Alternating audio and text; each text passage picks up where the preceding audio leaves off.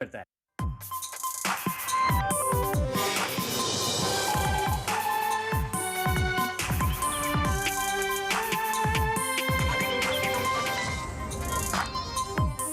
Convalidato il fermo del 17enne accusato di aver massacrato a coltellate Bled Ardedia nel bosco di Paderno. È sconvolto ma collabora, dice l'avvocato. Nuovi retroscena, pesante l'ombra della prostituzione minorile.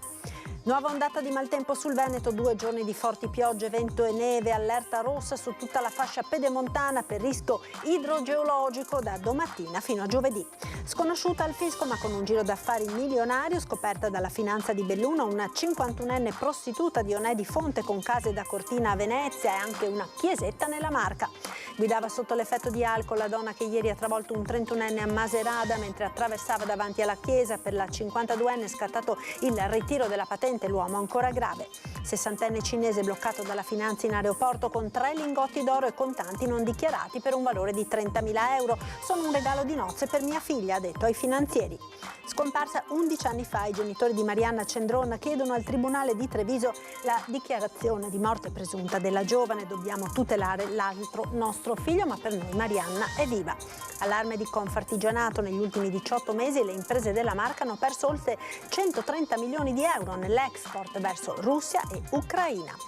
Sanità: Francesco Benazzi resta alla guida dell'ULSS 2 della Marca per altri 2 anni. La giunta regionale conferma i manager delle aziende sanitarie, spostamenti tra Vicenza, Verona e Rovigo. Il cammino della Quaresima, meditazione e musica nella chiesa di San Francesco a Treviso in 4 serate. Si comincia venerdì 1 marzo.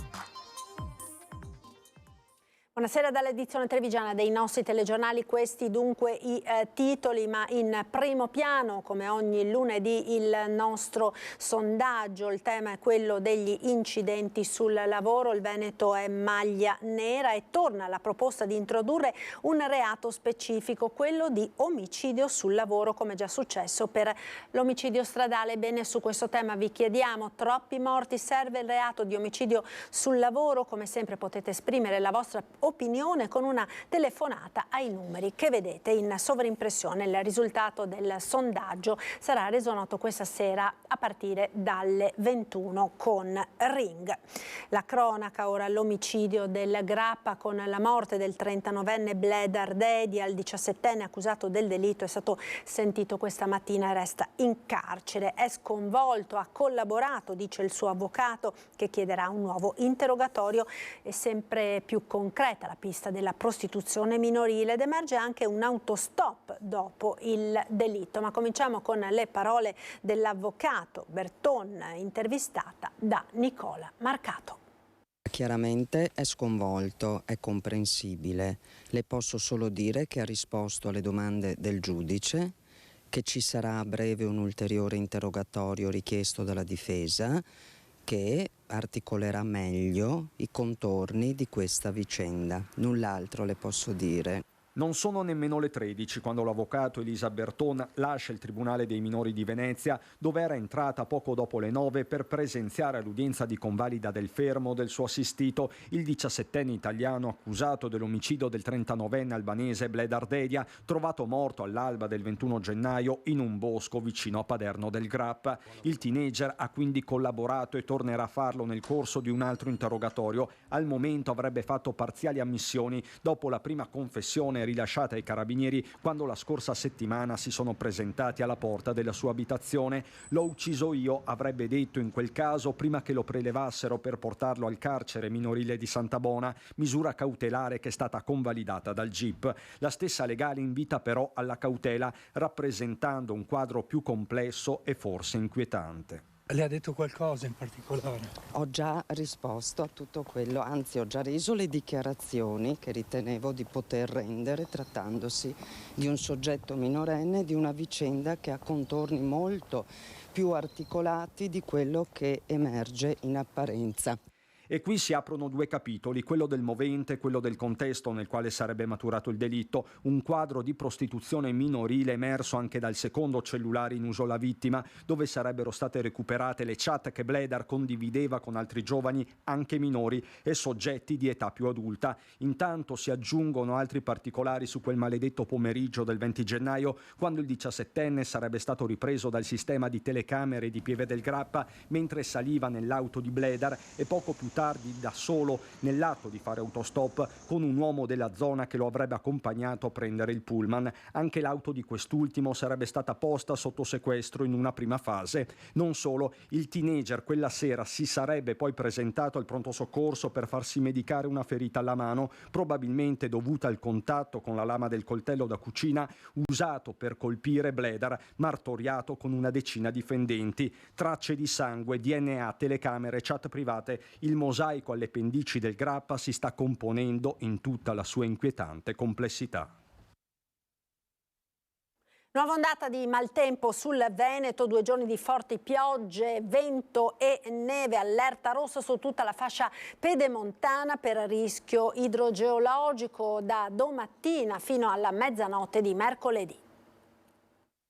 Sono previsti picchi di precipitazione anche di 120 mm nell'arco delle 24 ore e 180 mm nell'arco delle 48 ore.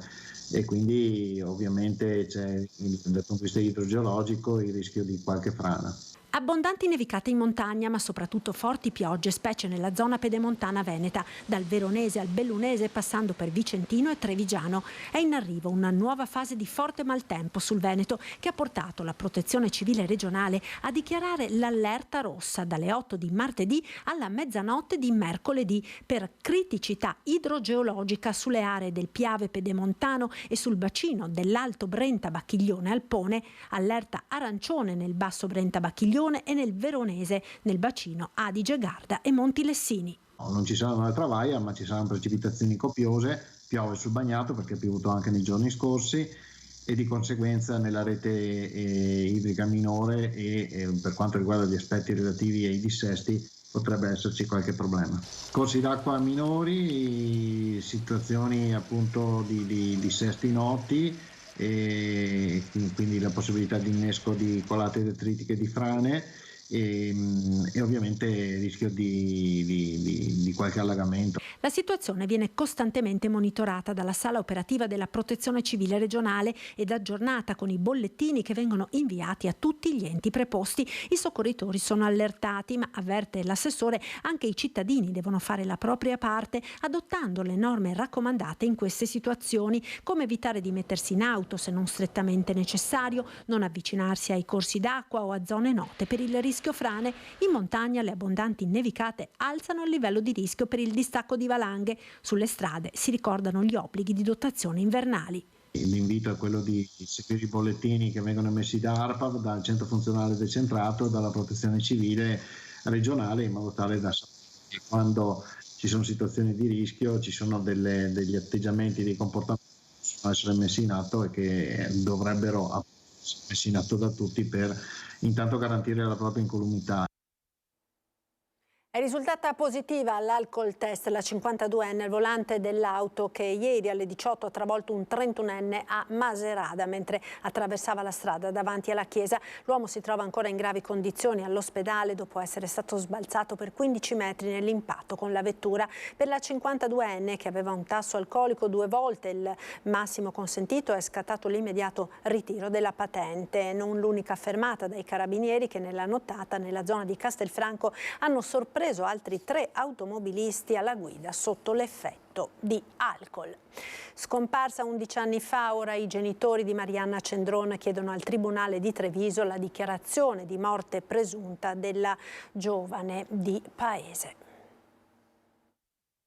11 anni senza Marianna. Per i genitori Emilia e Pier Francesco Cendron, 11 anni di sofferenza, divisi tra la speranza di poterla un giorno rivedere ed il mistero di una scomparsa che nonostante tutte le indagini rimane ancora senza un perché.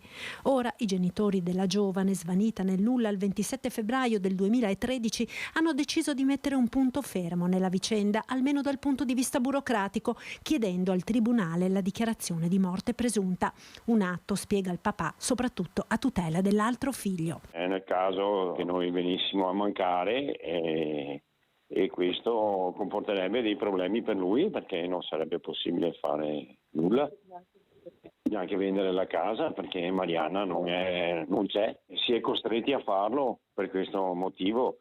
Dopo un domani Marianna si rifà viva, si annulla automaticamente. Marianna aveva 18 anni quando scomparve dopo aver terminato il turno nel locale dove lavorava come aiuto cuoca a Salvarosa di Castelfranco.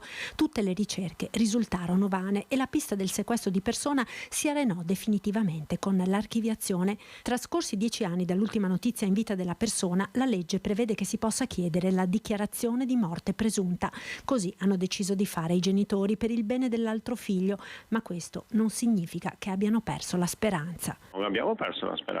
Siamo costretti perché la legge non ti dà la possibilità. Noi in cuor nostro la vogliamo viva finché non vi è nulla di contrario questo. Però se vogliamo tutelare il fratello non abbiamo alternative. Ottava udienza questa mattina in tribunale a Treviso del processo per la morte del 23enne Mattia Battistetti, schiacciato dal carico di una gru nell'aprile del 2021 nel cantiere di Montebelluna dove lavorava. Prima dell'udienza sit-in promosso dai familiari, dall'associazione nata in memoria di Mattia alla presenza di gruppi ed RSU di diverse realtà aziendali. 6 gli imputati per la tragica morte del ragazzo. Oggi le deposizioni del perito incaricato dalla procura e dello Spisal. Il percorso prosegue, prossima udienza il 13 di gennaio del 2025. Ancora cronaca, tenta di abbattere una colonnina self-service di un distributore a Motta, arrestato 37enne. Ha tentato di abbattere con un autocarro la colonnina per il pagamento con bancomat e carte di credito in un distributore di Motta di Livenza. I carabinieri della compagnia di Conegliano, con un'indagine lampo, lo hanno identificato. Si tratta di un 37enne di Motta di Livenza. L'uomo, dalle prime informazioni, avrebbe agito da solo e dopo aver tentato di sradicare la colonnina, non riuscendoci, si è dato alla fuga.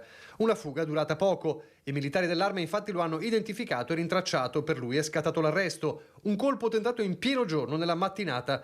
Poi l'uomo aveva abbandonato il mezzo poco lontano, ritrovato subito dai militari. Nemmeno un giorno e il malvivente è stato identificato. Ed ora l'ennesima attività della Guardia di Finanza di Treviso, sanzionato un uomo che viaggiava con lingotti d'oro e contanti per un valore di circa 30.000 euro. Abbiamo individuato un soggetto di nazionalità straniera proveniente da Lubiana in Slovenia, dove aveva acquistato 4 lingotti d'oro, pronto a partire per la Spagna. Era diretto a Saragozza dalla figlia, l'uomo di circa 60 anni di origine cinese, fermato dalle Fiamme Gialle all'aeroporto Canova di Treviso con in possesso contanti e lingotti d'oro per un valore di quasi 30.000 euro. Somma trasportata senza aver presentato la preventiva comunicazione di esportazione all'unità di informazione finanziaria presso la Banca d'Italia. Comunicazione che deve essere esposta qualora il valore dei beni trasportati risulti di importo pari o superiore a 12.500 euro. Abbiamo provveduto al sequestro dei 4 lingotti d'oro e a comminare una sanzione amministrativa che va dal 10 al 40% del valore negoziato, pari a 18.000 euro. Il trasgressore aveva anche al seguito 11.225 euro in assenza della prescritta dichiarazione doganale, circostanza che ha comportato la contestazione della sanzione amministrativa di 200 euro. Ai controlli alla dogana l'uomo ha dichiarato che i lingotti da lui regolarmente acquistati erano il regalo per il matrimonio della figlia che si sarebbe tenuto a pochi giorni dall'arrivo in Spagna, dove era diretto. L'operazione è il risultato delle attività di controllo e monitoraggio dei flussi dei passeggeri dell'Ufficio delle Dogane di Treviso e del locale gruppo della Guardia di Finanza. Violenza in centro, in Piazza Borsa, dopo l'ennesima lite all'interno del supermercato PAM. Venerdì è in programma il vertice in prefettura, intanto non si escludono ulteriori misure restrittive, soprattutto sugli alcolici nella zona. Sentiamo. Ascolteremo le istanze del PAM e soprattutto richiameremo anche il PAM perché nell'ultimo comunicato che hanno fatto francamente qualche stortura c'è che faccio fatica ad accettare, però insomma la volontà è quella di dialogare. Nessuna marcia indietro del sindaco Conte rispetto al rimpallo di responsabilità dei disordini al PAM dopo la violenta lite scoppiata il 21 febbraio davanti alle casse e il duro comunicato emanato dalla catena di supermercati. È previsto per venerdì 1 marzo infatti il vertice in prefettura tra le parti. La linea è quella dell'apertura e l'ascolto delle varie istanze, un incontro a cui l'amministrazione intende arrivare preparata. Ci si arriva con dei dati che sono quelli relativi agli interventi fatti in questi mesi, in questi anni. Ci si arriva con i dati legati agli investimenti sempre sul tema della sicurezza, quindi ci si arriva con la voglia di continuare ad investire, ad alzare l'asticella della qualità, predisposti soprattutto a far nostre le preoccupazioni dei commercianti, dei dipendenti o dei cittadini. Sul vertice in prefettura interviene anche il sindacato Confilcams, che chiede alle istituzioni di poter partecipare al tavolo di confronto. Vorremmo aprire un dibattito di cui vogliamo essere parte in causa come rappresentanza della voce dei lavoratori per una riqualificazione di tutta la zona. Siamo sempre più preoccupati per la salute e la sicurezza di lavoratori e lavoratrici che sono sottoposti ad altissimi livelli di stress, non solo per i carichi di lavoro, ma a questo punto anche proprio per la paura della propria incolumità. Preoccupazione dei sindacati che non placa la tensione e tiene alta l'attenzione sul caso. Da Casugano intanto si valutano eventuali ordinanze restrittive. Ci sono dei problemi legati all'acquisto e all'eccessivo consumo di alcolici, perché la maggior parte delle persone che vengono fermate o identificate sono in stato di alterazione da alcolici, e quindi anche da questo punto di vista cercheremo di capire qual è lo strumento più efficace per evitare queste situazioni. La scuola, ora niente prima classe alle elementari Pascoli, nel cuore del quartiere di Santa Maria del Rovere, poche iscrizioni per mancanza di tempo pieno, genitori mobilitati. Noi qui siamo nel quartiere di Santa Maria del Rovere, che è il quartiere più grande di Treviso, a 2 passi dal centro, e come sapete anche adesso oggetto di una importante riqualificazione nella zona della caserma Salsa. Il problema è che a pochi metri dalla caserma Salsa c'è questa scuola primaria, che è l'unica del quartiere, che invece è qui che sta lentamente lasciata morire praticamente dalle istituzioni. Mentre Santa Maria del Rovere vive un periodo di rilancio sulla scia del rifacimento di Piazza Martiri di Belfiore e dell'avvio dei lavori dell'ex caserma Salsa, i genitori degli alunni della scuola elementare Pascoli si mobilitano. Niente prima classe, a settembre solo 10 bambini iscritti. Il problema non è tanto la denatalità, perché bambini ce ne sono, chiaramente pochi, ma ce ne sono. Nel nostro caso il problema è che la scuola non offre il tempo pieno, che è una delle cose principali che i genitori richiedono in una scuola. Ci è sempre stato detto che non si può, perché la regola vuole che all'interno dello stesso istituto comprensivo ci possa essere solo una scuola col tempo pieno, e nel nostro caso l'altra scuola c'è già, però si trova in tutt'altro quartiere, a San Bartolomeo, a 2-3 chilometri da qui. Non sappiamo come fare, la maggior parte sono mamme che sono senza macchina, senza automezzi per andare al 1° maggio e tornare. Il problema maggiore rischiano di doverlo affrontare quelle famiglie che hanno già un figlio alle Pascoli e si trovano nella condizione di dover iscrivere il fratellino o la sorellina altrove. Già in passato era stata chiesta l'introduzione del tempo pieno, ma senza risultati. I genitori ora hanno scritto una lettera a tutte le istituzioni coinvolte, dall'ufficio scolastico provinciale al comune, sottolineando tra l'altro come i plessi più vicini siano già sovraffollati, tanto da dover fare anche il doppio turno in mensa. Noi abbiamo la scuola in quartiere, perché non le sfruttiamo? Mia figlia è venuta, ha preso casa qui da Mestre per avere la comodità dei nonni, perché lavorando, e purtroppo adesso si trova senza scuola. Io vorrei fare un appello ai genitori dei 50 bambini che di Stradario dovevano iscriversi in questa scuola e che si sono iscritti in altre scuole, di valutare, perché appunto è una scuola valida e che prepara bene i ragazzi. Qui c'è da considerare che noi siamo una scuola con affiancato l'asilo la scuola dell'infanzia, perciò essendo poi l'unica scuola di quartiere avrebbe più senso puntare su questa scuola qui eventualmente. La sanità, confermati i manager della sanità veneta nel rinnovare i contratti dei direttori delle ULSS, aziende ospedaliere d'azienda zero. Il presidente del Veneto Zaia ha prorogato gli incarichi per altri 2 anni con alcuni spostamenti sul territorio. Un Magic Team perché loro sono peraltro i direttori che mi hanno seguito durante la pandemia. Ci si dimentica che questi sono direttori che sono stati in trincea, che hanno conosciuto la fase acuta della pandemia. Tutti confermati fino a marzo 2026 i manager che hanno diretto negli ultimi 3 anni le aziende sanitarie del Veneto. Uniche novità, alcuni spostamenti nel territorio così da migliorare, secondo il presidente Luca Zaia, la performance complessiva del sistema regionale. Confermato all'azienda ospedaliera di Padova e fino a maggio come commissario all'ULSS 1 Dolomiti Giuseppe Dalben, così come Francesco Benazzi a Treviso, Edgardo Contato all'ULSS 3 Serenissima, Mauro Filippi alla 4 Veneto Orientale, Paolo Fortuna alla 6 Euganea, Carlo Bramezza alla 7 Pedemontana, Callisto Bravi all'azienda ospedaliera di Verona e Roberto Toniolo all'azienda 0. Già alla direzione dell'ULSS 5 Polesana, Patrizia Simeonato è stata nominata direttore generale a Vicenza, mentre Maria Giuseppina Bonavina lascia l'ULSS Berica per prendere le redini dello IOV. È lei a succedere a Patrizia Benini, nominata nuovo direttore dell'ULSS 9 Scaligera al posto di Pietro Girardi, che torna all'ULSS 5 Polesana. Direttori per cui nei nuovi contratti è stata introdotta la tutela legale da parte della Regione.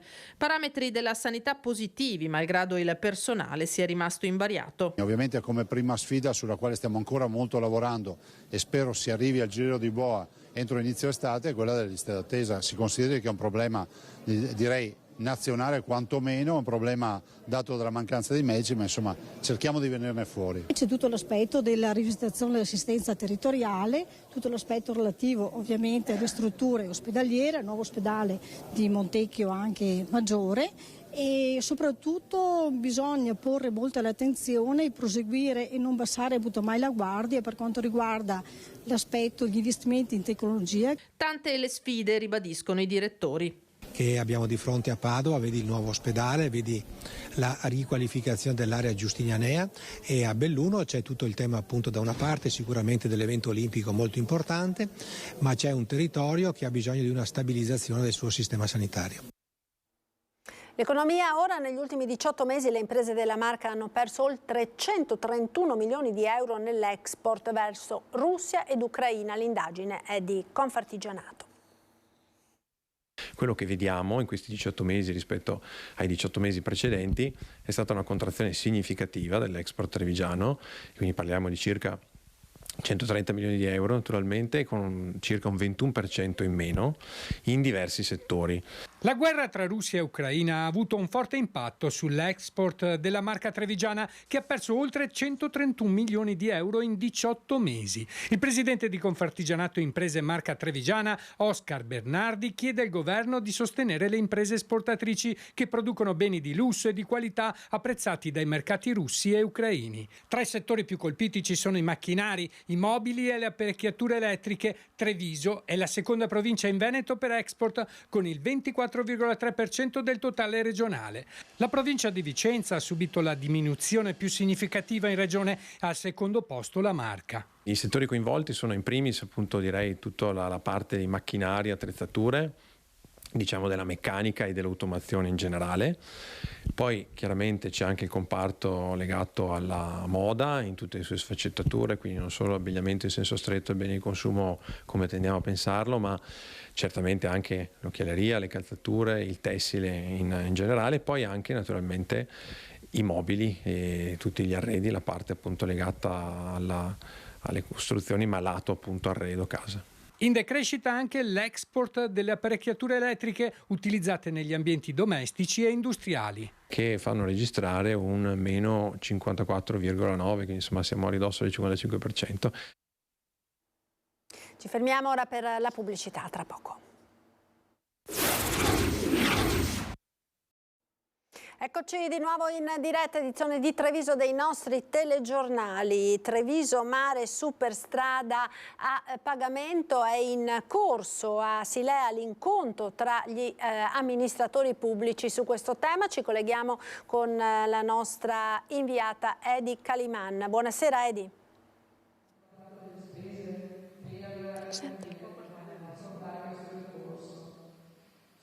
Edi, mi senti?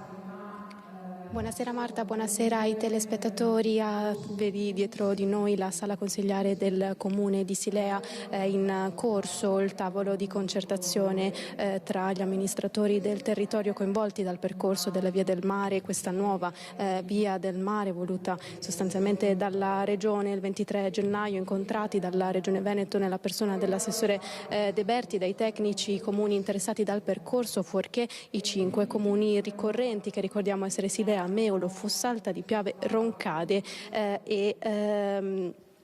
e Meolo. Hanno ricevuto tra l'altro questi 5 comuni un controricorso dai sindaci di Cavallino Treporti e Jesolo, grandi assenti a questo tavolo, erano stati chiamati a deporre. Insomma, sentiamo le voci in sottofondo di amministratori, consiglieri, assessori dei comuni coinvolti, invitati tutti, una grande adesione tra i comuni ricorrenti, appunto grandi assenti, gli invitati che sono gli assessori, consiglieri della città metropolitana di Venezia, di Treviso, ma anche all'appello anche il sindaco Conte, che però aveva dato la sua disponibilità a intervenire anche su questa questione questa sera. Nessuna persona delegata, come invece era stato annunciato dal presidente Zaia, da parte della regione. Abbiamo sentito la sindaca di Silea poco prima di entrare per fare il punto su quella che sarà la discussione di questa sera, che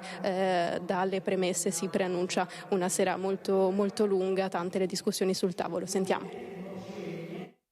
È importante per questo territorio confrontarsi con tutti i territori e tutti i comuni e tutti gli enti interessati dalla Via del Mare, perché non c'è mai stata un'occasione ufficiale di confronto. È fatto sempre nell'ottica di promuovere un dialogo costruttivo su quest'opera che avrà un impatto importante e in cui non sono ancora chiare le dinamiche e l'impatto. Quindi stasera vogliamo, in un dialogo tra i consiglieri comunali, mettere a nudo quelle che sono i temi, le criticità, ma anche le opportunità.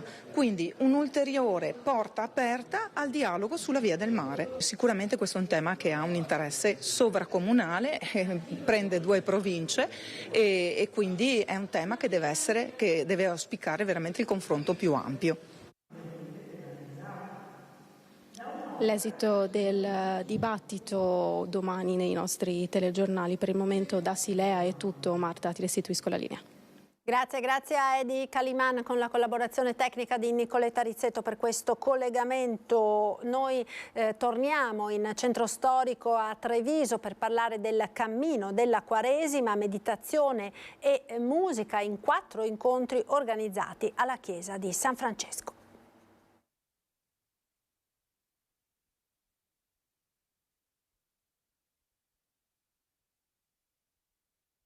4 serate di spiritualità nella chiesa di San Francesco a Treviso, meditazione e musica per avviarsi al cammino della Quaresima attraverso gli incontri di riflessione, partendo dall'analisi di un'opera d'arte commentata dal professore Eugenio Manzato. Tele di Carpaccio, Vivarini, Mansueti e Dario da Treviso saranno il punto di partenza di un tempo di spiritualità e meditazione. Ci sarà lo spazio anche per le sonorità con intervalli musicali del quartetto dell'orchestra da camera Luigi Pavani. Ci darà un'occasione, in un tempo fatto di corsa, fatto di velocità, fatto di tempi sempre piuttosto fast, sempre piuttosto rapidi, un momento sereno in cui si rientra in se stessi e con il supporto di musica e di riflessione e di arte ci permette forse di elevarci al di là di quelli che sono un po' a volte le nostre occupazioni e preoccupazioni, per uno sguardo verso la speranza, verso il senso della vita. Questo è il senso anche di queste serate di spiritualità. Sport e motori, ora al BHR di Quinto la cerimonia di premiazione degli sportivi ACI Treviso per la stagione 2023. Premio ACI Treviso per l'attività sportiva 2023, campioni di oggi e di ieri premiati per i risultati ottenuti nella stagione da poco conclusa. Abbiamo dato premi e abbiamo riconosciuto l'impegno, la passione e anche il risultato che i nostri sportivi hanno nel territorio nazionale, ma anche a livello europeo e qualche volta mondiale. Grande soddisfazione per Aci Treviso, una provincia che conta un gran numero di sportivi automobilistici, dalla regolarità al rally alla salita. È un'opportunità che sicuramente non va trascurata ma va valorizzata. Crea team, crea gruppo e insieme nel gruppo si possono fare diverse cose, a cominciare dalle gare che oramai si sono cristallizzate per quanto riguarda la regolarità e quindi con la marca classica, che quest'anno si terrà a giugno, il 22 e 23 giugno, per poi anche auspicare di poter non solo aver inserito il calendario ma anche poter disputare la Vittorio Veneto Cansiglio, sarebbe il centenario quest'anno. Una passione, quella per lo sport motoristico senza età e che ha visto salire sul palco giovani campioni come piloti che ora hanno i capelli d'argento ma hanno iniziato ad amare i motori fin da ragazzini. Sicuramente è un'emozione unica che farei provare a tutti, soprattutto anche i miei coetanei che, non essendoci mai saliti su una macchina da rally, come nel mio caso, non possono capire. Da quanti anni è che lei corre in auto? Diciamo che ho cominciato in tenera età. Il mio soprannome nel mio paese, dove sono nato, era Tazio Nuvolari. Ed ora lo spazio alle notizie da Belluno e provincia. La cronaca in primo piano, una maxi evasione per quasi 3,5 milioni di euro scoperta dalla Guardia di Finanza. Si tratterebbe dei ricavi riconducibili ad attività di prostituzione investiti per lo più in una compravendita di immobili tra Cortina, Treviso, Padova e Venezia. Una chiesetta a Treviso, aree comuni condominiali a Mira nel Veneziano e poi appartamenti acquistati e venduti anche in perdita per ripulire denaro sporco. Un giro d'affari stimato in quasi 3,5 milioni di euro, provento di presunta attività di prostituzione svolta da una 51enne di nazionalità romena col benestare del marito trevigiano Dionè Di Fonte di 71 anni e della figlia 27enne, ai quali erano intestati circa una quarantina di conti correnti nei quali confluivano denaro e titoli di credito. È clamorosa l'operazione del nucleo di polizia economico-finanziaria del comando provinciale della Guardia di Finanza di Belluno, che dopo quasi 1 anno e mezzo di attività ha concluso il primo filone di una vasta indagine coordinata dalla Procura di Treviso. A dare il là all'indagine il monitoraggio di investimenti immobiliari a Cortina nell'ambito degli accertamenti avviati per garantire la legalità in vista delle Olimpiadi 2026. È un'attività che abbiamo fatto, che stiamo facendo e che ci ha consentito in questo caso di trovare questa situazione perlomeno strana, visto che c'era un acquisto importante di un immobile fatto per circa 700.000 euro da parte di una persona che non aveva capacità patrimoniali e reddituali. Appostamenti, intercettazioni, pedinamenti hanno fatto arresto e il cerchio si è chiuso nei confronti di 7 persone. Oltre alla donna, i componenti della sua famiglia sono stati denunciati per evasione fiscale, riciclaggio e autoriciclaggio. Altre 3 persone, un 39enne romeno, un 54enne milanese e un 49enne trevigiano, questi ultimi anche per favoreggiamento della prostituzione. In capo a loro il compito di pubblicare annunci nei siti per agevolare gli incontri fra la donna e i clienti al di sopra di ogni sospetto. Il giro d'affari ricostruito abbraccia un periodo tra il 2016 e il 2023. I proventi utilizzati per l'acquisto di 19 beni immobili fra le province di Treviso, Padova, Belluno e Venezia. Il sequestro preventivo operato dalle Fiamme Gialle riguarda 2 fabbricati, un terreno, 4 auto e disponibilità finanziarie giacenti in 5 banche. Sequestrati anche 9 device che saranno presto sottoposti a analisi forense perché l'indagine potrebbe riservare ancora interessanti sviluppi. Adesso dobbiamo cercare di capire anche se vi sono intanto ulteriori capitali e effettivamente anche dove sono stati poi investiti, se vi sono stati anche ulteriori investimenti, quindi l'attività prosegue perché abbiamo sequestrato la settimana scorsa documentazione amministrativa oltre che personal computer, cellulari e quindi vedremo, approfondiremo, continuiamo, le indagini continuano. È un work in progress l'impegno del Comune di Belluno sul tema della cultura della legalità. Istituzione, scuola e forze dell'ordine, una rete pronta ad interessare con i giovani, un metodo dialogante per promuovere la condivisione e la partecipazione attiva. 3 temi di assoluta attualità: violenza di genere, bullismo, droga e legalità economica. 3 incontri, il primo sabato prossimo al Catullo, poi il 20 marzo e l'11 aprile al Liti Brussolon. Sarà un faccia a faccia studenti e forze dell'ordine sulla cultura della legalità, l'iniziativa promossa dal Comune di Belluno con il sostegno convinto della scuola e dei vertici dell'Arma dei Carabinieri, della Polizia di Stato e della Guardia di Finanza. Il metodo dialogante, l'alleanza educativa. È l'unica ad essere efficace veramente per raggiungere le scuole. Le scuole non sono stanze a parte e le scuole devono aprirsi al territorio, così come devono fare le istituzioni e aprirsi esse stesse alle scuole. I ragazzi che abbiamo visto essere molto partecipi e coinvolti, questa è la chiave di lettura più importante nell'ottica della legalità, della responsabilità e della consapevolezza dei diritti e appunto dei doveri. Una società che deve essere davvero civile nel senso pieno del termine. Un dialogo pedagogico ed educativo, quello che attende i giovani studenti bellunesi. Lo scorso anno in oltre 300 hanno partecipato con entusiasmo all'iniziativa del Comune, che quest'anno replica con convinzione grazie alle indicazioni che gli stessi giovani hanno formalizzato alla scuola, in special modo sulla violenza di genere. Questa sensibilizzazione al tema del codice rosso del femminicidio è veramente qualcosa che mi ha lasciato piacevolmente sorpresa e mi ha investito anche di una responsabilità, quello di dare loro una risposta. Un fenomeno presente nella società che tocca anche i giovanissimi, fagocitati dall'effetto della rete dei social. È un moltiplicatore di tendenze e quando purtroppo esistono tendenze negative anche nel modo con cui si impostano le relazioni, attraverso i social questo tipo di situazioni vanno proprio ad acuirsi, quindi dobbiamo essere presenti, intervenire, parlare, far capire insomma dal nostro punto di vista qual è la giusta strada. È certamente nostro dovere promuovere negli studenti soprattutto la consapevolezza dei valori fondanti e dei principi ispiratori della Costituzione. Noi saremo impegnati il 1° marzo e parleremo di bullismo, è una materia che è sempre al centro dell'attenzione. Un'occasione per rinsaldare il patto di fiducia tra i giovani e le forze dell'ordine che i recenti episodi di Pisa potrebbero avere scalfito. È tutto, io vi ringrazio per essere stati con noi, vi lascio alle previsioni del tempo. Arrivederci.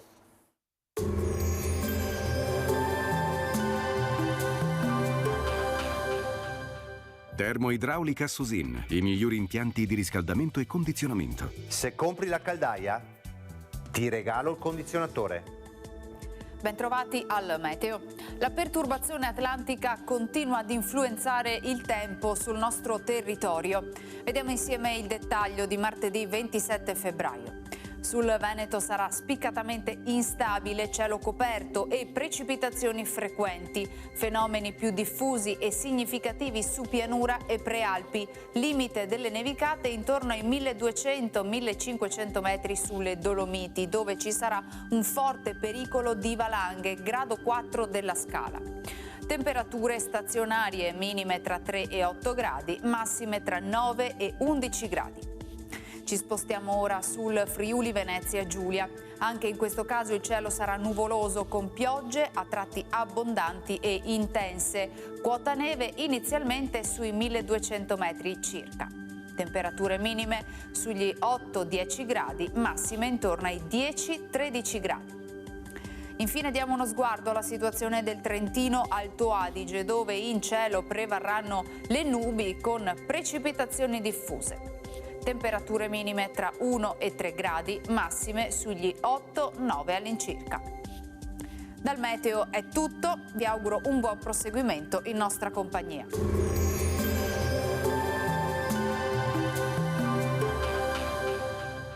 Termoidraulica Susin, i migliori impianti di riscaldamento e condizionamento. Se compri la caldaia, ti regalo il condizionatore.